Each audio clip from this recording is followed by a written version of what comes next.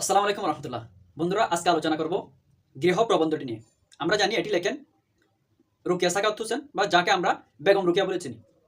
এই প্রবন্ধটির সারমর্ম হচ্ছে গৃহে নারীর অধিকার এবং গৃহে নারীর অবস্থান এটি ব্যাখ্যা করা।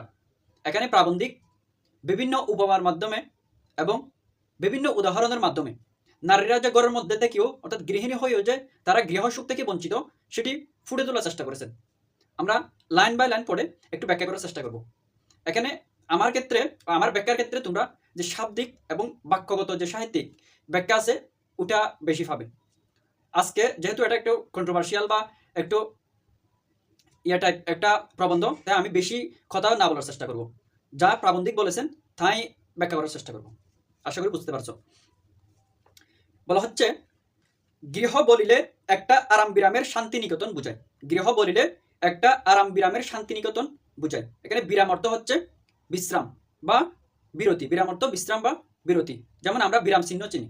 তাহলে গৃহ হচ্ছে একটি বিরাম বা বিশ্রামের নিকেতন বা বাড়ি। নিকেতন অর্থ হচ্ছে বাড়ি। তারপর হচ্ছে, যেখানে দিবাশেষে গৃহী কর্মক্লান্ত শ্রান্ত অবস্থায় ফিরিয়া আসিয়া বিশ্রাম করিতে পারে, এটাকে কি বলে? গৃহ বলে। দিবাশেষে অর্থাৎ দিন শেষে গৃহী অর্থাৎ ঘরের মালিক বা যে ঘরে বাস করে। এখানে যারা ঘরে বাস করে বা পুরুষদের বোঝানো হচ্ছে, তারা কর্মক্লান্ত, কাজ করে ক্লান্ত এবং শ্রান্ত অর্থাৎ কর্মক্লান্ত বা কাজ করে ক্লান্ত হয়েছে, এমনভাবে এসে ঘরের মধ্যে কি করতে পারে? বিশ্রাম নিতে পারে। এটা হচ্ছে কি? ঘর বা গৃহ। পুরুষেরা যদিও বিদেশে যায় না, তবু সমস্ত দিন বাহিরে সংসার ক্ষেত্রে তাকিয়া অপরাহ্নে ফিরিয়া আসিবার জন্য উৎসুক হয়, বাড়ি আসিয়া যেন হাঁপ ছাড়িয়া বাঁচে। অপরাহ্ন অর্থ হচ্ছে বিকেল, অর্থাৎ সারাদিন কাজ করে বিকেলে ঘরে আসে কিন্তু তারা হাঁপ ছাড়িয়া বাঁচে। এখানে হাঁপ ছাড়িয়া বাঁচা অর্থ হচ্ছে, অর্থাৎ দীর্ঘ সময় কাজ করে তারা একটু স্বস্তির নিঃশ্বাস ফেলে। এই হাঁপ ছাড়িয়ে বাঁচার যদি আমি ব্যাখ্যা করি, হাফ অর্থ হচ্ছে দীর্ঘশ্বাস। হাফ অর্থ হচ্ছে দীর্ঘশ্বাস, আর হাঁপ ছাড়িয়া বাঁচা অর্থ হচ্ছে দীর্ঘশ্বাস ফেলা বা have a Sai of relief, অর্থাৎ একটু শান্ত হওয়া। এটাকে কিন্তু হাঁপ ছাড়িয়া বাঁচা বলা হয়।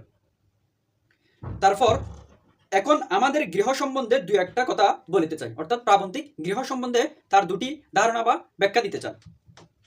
আমাদের সামাজিক অবস্থার প্রতি দৃষ্টিপাত করিলে দেখি, অধিকাংশ ভারত নারী গৃহসুখ থেকে বঞ্চিতা। অর্থাৎ ভারত নারী বলতে এখানে আমাদের উপমহাদেশের যে নারীরা আছেন তাদেরকে বোঝানো হচ্ছে। পাকিস্তান, বাংলাদেশ বা ভারতের মধ্যে যে নারীরা আছেন তারা কিন্তু গৃহসুখ থেকে বঞ্চিত।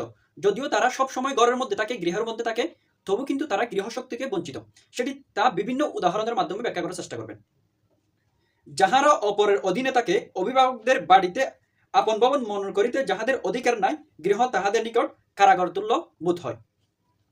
পারিবারিক জীবনে যে সুখী নহে, সে নিজের পরিবারের একজন গণ্য বলিয়া মনে করিতে সাহসী নহে, তাহার নিকট গৃহ শান্তি নিয়তন বোধ হইতে পারে না। অর্থাৎ যে ঘরের মধ্যে থাকিও ঘরের একজন সদস্য বা ফ্যামিলির একজন সদস্য হিসেবে নিজেকে মনে করতে পারে না, সে কিন্তু গৃহসুখ থেকে বঞ্চিত। কুমারী, সদবা, বিধবা সকল শ্রেণীর অবলার অবস্থায় শোচনীয়। কুমারী, সদবা, বিধবা সকল শ্রেণীর অবলার অবস্থায় শোচনীয়। কুমারী অর্থ হচ্ছে যাদের বিবাহ হয়নি, মেয়েদের ক্ষেত্রে বলা হচ্ছে। সদবা, সদবা অর্থ হচ্ছে, দব অর্থ হচ্ছে স্বামী। সদবা অর্থ হচ্ছে যার স্বামী আছে বা যার স্বামী আজও জীবিত আছে। আর বিধবা অর্থ হচ্ছে যার স্বামী বিগত হয়েছে বা যার স্বামী নাই।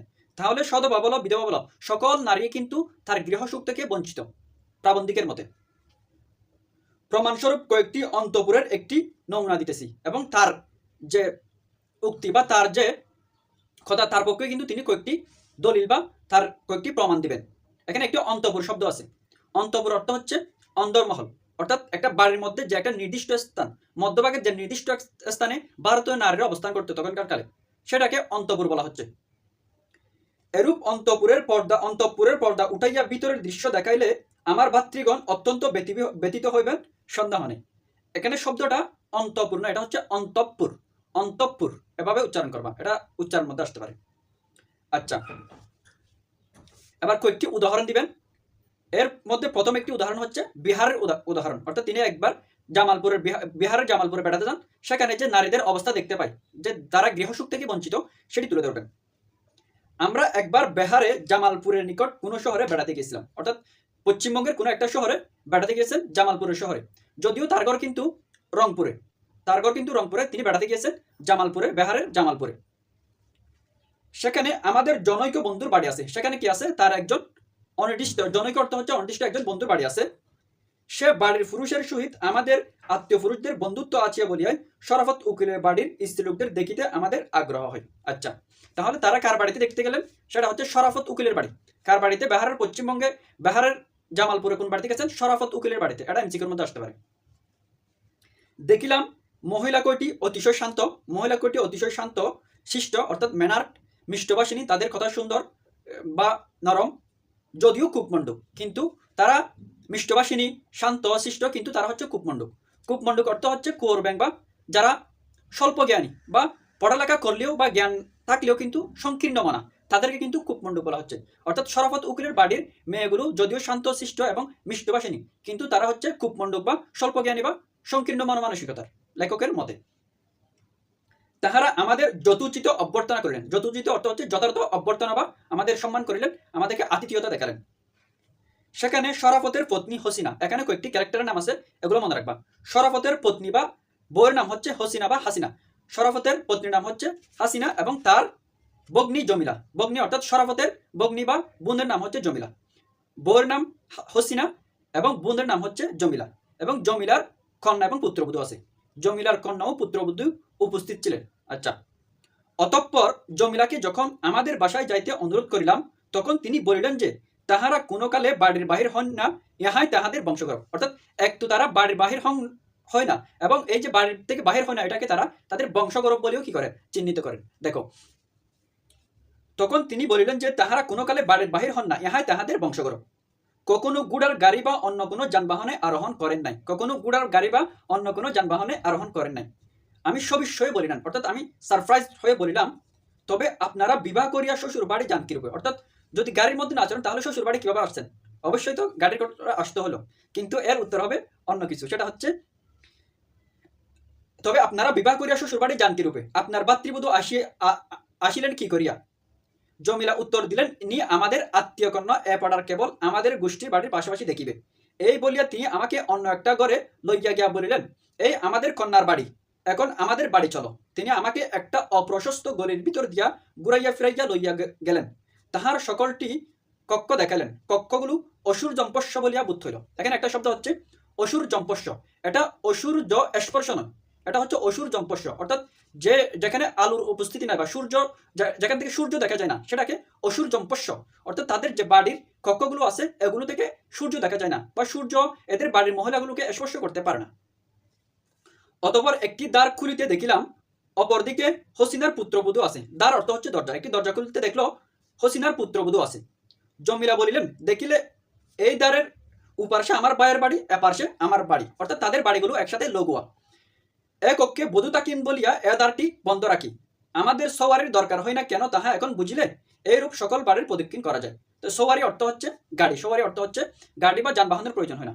অর্থাৎ তিনি বললেন আমাদের যানবাহনের কি হয় না, প্রয়োজন হয় না। তখন লেখক একটু সবিস্ময় বলেন, কেন কেন তোমরা যে বউ আনলা, সেটা তো অবশ্যই যানবাহন করে আনলো, তোমরা কিভাবে বলো যে তোমাদের যানবাহনের প্রয়োজন হয় না? তখন তার ব্যাখ্যা দিলেন, অর্থাৎ আমাদের যে বাড়ির বউগুলো আনি, বউগুলো কিন্তু আমাদের পাশে বাড়ি থেকে আনি। অর্থাৎ আমাদের সবগুলো বাড়ি একটা থেকে আরেকটাতে যাওয়া যায়, অর্থাৎ সবগুলো একসাথে লোক, আমাদের গাড়ির বা যানবাহনের প্রয়োজন হয় না। আমরা আশেপাশের বা আমাদের আত্মীয়দের থেকেই এই বউগুলো আনি। তার কয়েকটি উদাহরণ দিলেন, এবং যে তার পাশের বাড়ি থেকে যে তার বাবিকে আনছেন বা হসিনাকে আনছেন, সেটা খুব সুন্দর করে দেখালেন। আচ্ছা, এরপর হচ্ছে লেখক তার এবার ভাবনা প্রকাশ করবেন। পাঠিকা কি মনে করেন যে হসিনা বা জমিলা গৃহে আছেন?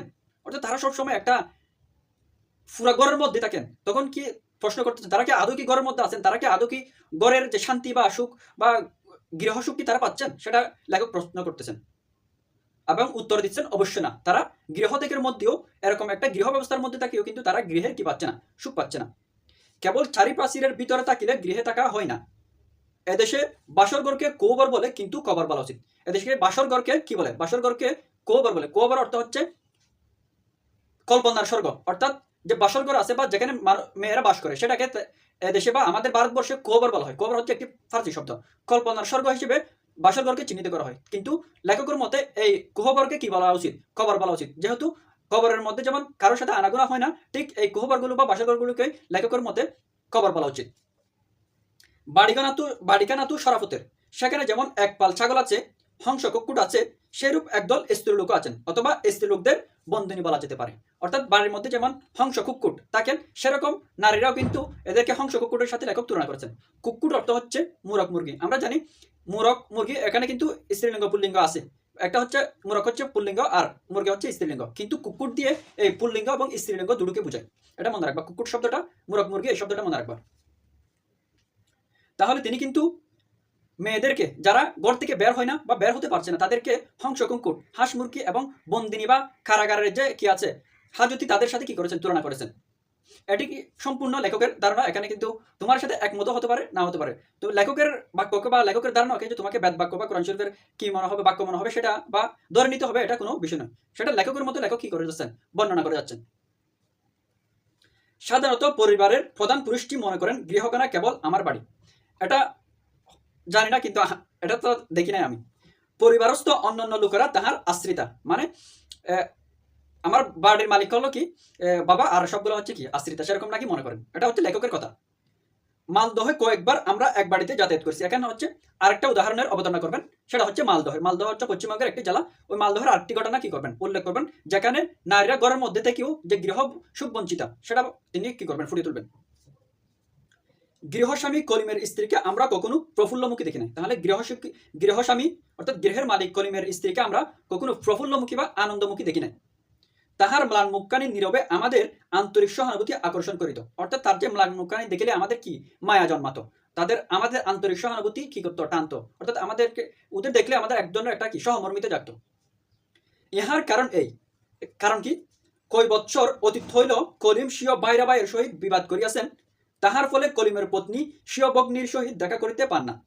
তিনি এতটুকু ক্ষমতা প্রকাশ করিয়া বলিতে পারেন না, আমার বগ্নি আমার নিকট অবশ্য আসিবেন। হায় বাড়ি যে কলিমের, তিনি যাহাকে ইচ্ছা আসিতে দিবেন, যাহাকে ইচ্ছা আসিতে দিবেন না। আবার ওদিকে ও বাড়িখানা সলিমের, সেখানে কলিমের পত্নীর প্রবেশ নিষেধ। আচ্ছা, অর্থাৎ এখানে মালদহের একটা ঘটনা উল্লেখ করতেছেন, সেটা হচ্ছে কলিম এবং সলিমের। কলিম এবং সলিম হচ্ছে দুজন বাইরা ভাই, অর্থাৎ তারা একই ঘর থেকে কি করেছেন, বিয়ে করেছেন, একই ঘর থেকে বিয়ে করেছেন, তারা বাইরা ভাই। তাহলে কলিম এবং সলিমের মধ্যে কি হয়, ঝগড়া হয়। ঝগড়া হওয়ার ফলে এই তারা বুনে বুনে কিন্তু একজন অপর বাড়িতে আসতে যেতে পারে না। এদিকে কলিম কলিম সলিমের বাড়িতে যেতে দেয় না, আর সলিমের বউকে কলিমের বাড়িতে আসতে দেয় না। ফলে তাদের বোনের মধ্যে কি হয়, বিচ্ছেদ হয়ে যায়। কি কারণে, শুধুমাত্র স্বামীদের বিবাদের কারণে। এটা কিন্তু কখনো হওয়া উচিত নয়। ফলে কিন্তু তারা নিজ বোনকে যদি নিজেকে, অর্থাৎ কলিমের বউ বা সলিমের বউ যদি নিজেকে বাড়ির মালিক মনে করতো বা নিজেকে বাড়ির মালিক বাবার অধিকার থাকতো, সে কিন্তু অবশ্যই তার বোনকে কি আসার বা আনার অধিকার থাকতো। এটা নাই বলে বা নিজেকে মালিক দাবি করতে পারছে না বলে কিন্তু সে তার বোনকে আসতে দিতে পারছে না। এর মধ্যে গৃহসুখ থেকে যে বঞ্চিত, অর্থাৎ তাদের নারীর অধিকার, ঘরের মধ্যে থেকেও যে নারীর অধিকার, এটা কিন্তু নারীর অধিকার থেকে বঞ্চিত, সেটি লেখক তুলে ধরেছেন। এবার আরেকটু অ্যাড করবেন, বলা বাহুল্য কলিমের স্ত্রী অন্ন বস্ত্র বা অলঙ্কারের অভাব নাই। অন্ন বস্ত্র বা অলঙ্কারের অভাব নাই। বলি, অহংকার কি পিতৃমাতৃহীনা, অলঙ্কার কি পিতৃমাতৃহীনা অবলার একমাত্র বগ্নির বিচ্ছেদ যন্ত্রণা বলাইতে পারে? অবশ্যই না। শুনিলাম তিনি সপত্নী কণ্টক হইতেও বিমুক্ত নয়। অর্থাৎ কলিম কিন্তু সতীনের জ্বালা থেকেও কি নয়, বিমুক্ত নয়, বা সতীনের জ্বালা থেকেও মুক্ত নয়। এখানে সপত্নী কণ্টক থেকে, অর্থাৎ যে সতীন থাকেন, সতীনকে কণ্টক বা কাঁটার সাথে তুলনা করা হয়েছে। সপত্নী কণ্টক বলতে সতীনকে বোঝানো হয়েছে। এরূপ অবস্থায় তাহার নিকট গৃহ কি শান্তিনিকেতন বলিয়া বোধ হয়? অবশ্যই না। লেখকের মতে অবশ্যই এটা আসলেই, এটা কিন্তু গৃহসুখ বলিয়া কি হওয়া উচিত নয়, বোধ হওয়া উচিত নয়। এখন আরেকটা উদাহরণ টানবেন, সেটা হচ্ছে রমা সুন্দরী। রমা সুন্দরী যিনি দেবরের বা তার স্বামীর মৃত্যুর পর দেবরের দ্বারা কি হয়, নির্যাতিত হয়, সেটা উল্লেখ করবেন। ফলে তার সহায় সম্পত্তি এবং সবকিছু থাকা সত্ত্বেও যে তিনি গৃহসুখ থেকে বঞ্চিত, সেটি ফুটে তোলার চেষ্টা করবেন। আমরা রমা সুন্দরীকে অনেকদিন হইতে জানি। আচ্ছা, তিনি বিধবা। রমা সুন্দরী কি বিধবা, তার স্বামী গত হয়েছেন, সন্তান সন্ততিও না। তাহার স্বামীর প্রভূত সম্পত্তি আছে। প্রভূত অর্থ হচ্ছে অনেক, প্রচুর সম্পত্তি আছে, 2-4টি পাকা বাড়িও আছে। তাহার দেবর এখন সে সকল সম্পত্তির অধীশ্বর। অধীশ্বর অর্থ হচ্ছে মালিক। অধীশ্বর অর্থ হচ্ছে মালিক। তার স্বামীর যে সহায় সম্পত্তি ছিল, সেগুলোর মালিক হচ্ছে এখন তার দেবর। দেবরটি কিন্তু রমাকে এক মুঠো অন্ন ও আশ্রয় দানেও কুণ্ঠিত, অর্থাৎ ভাত পানি দিতেও কিন্তু সে কুণ্ঠিতবোধ করে বা দ্বিধাবোধ করে, দেয় না বললে চলে। আমরা বলিলাম ইনি হয়তো দেবর পত্নীর সহিত কুন্দল করেন। অর্থাৎ তাদের ওর ঘটনা শুনে আমরা হয়তো বললাম, হয়তো দেবর পত্নী বা দেবরের বউর সাথে হয়তো ঝগড়াঝাটি করে, সেজন্য কি দেয় না, এই দেবর তাকে দেখতে পারে না। আসলে ব্যাপারটা কিন্তু তেমন নয়। এই যে রমা সুন্দরী আছেন, এই রমা সুন্দরী কিন্তু সেরকম মেয়ে নয়। রমা সুন্দরীটি কিরকম মেয়ে, এই কথা ওর উত্তরে একজন বলিলেন, রমা সুন্দরী সব জানে, কেবল কুন্দল জানা। কুন্দল অর্থ হচ্ছে ঝগড়া বিবাদ করা, কুন্দল থেকে, অর্থাৎ ঝগড়া বিবাদ করতে জানে না। রমা বেশ জানে কি করিয়া পরকে আপন করিতে হয়, কেবল আপনাকে পর করিতে জানে না, কেবল আপনাকে পর করিতে জানে না। অর্থাৎ তিনি যে কিরকম মানুষ সেটা কিন্তু বলতেছেন। তিনি কিন্তু সবার সাথে ভালোভাবে আপন পর সবাইকে নিজ করে চলেন, তবু কিন্তু ওই সহায় সম্পত্তির লোভে পড়ে দেবর তাকে কি দেয় না, তাকে দেখতে পারে না। এটা তার বউর সাথে যে ঝগড়া বাঁধে বা সেরকম অন্য কোনো কারণ নয়, শুধুমাত্র সহায় সম্পত্তির কারণে এই তাকে গৃহ সুখ থেকে বঞ্চিত করতেছে তার দেবর। আচ্ছা, এবার প্রশ্ন করতেছে লেখক, এত গুণ সত্ত্বেও দেবরের বাড়ি থাকিতে পারে না কেন? এত গুণ থাকা সত্ত্বেও দেবরের বাড়ি থাকিতে পারে না কেন? সেটার উত্তর হচ্ছে কপালের দোষ। অর্থাৎ তিনি যে মেয়ে হয়েছে জন্ম নিয়েছেন সেটা কিন্তু তার কপালের দোষ। আচ্ছা, এটা ছিল কিন্তু প্রথম পর্ব। দ্বিতীয় পর্ব আমরা শেষ করার চেষ্টা করব। যদি কোনো কিছু না বুঝি বা মিস ইনফরমেশন দিয়ে থাকি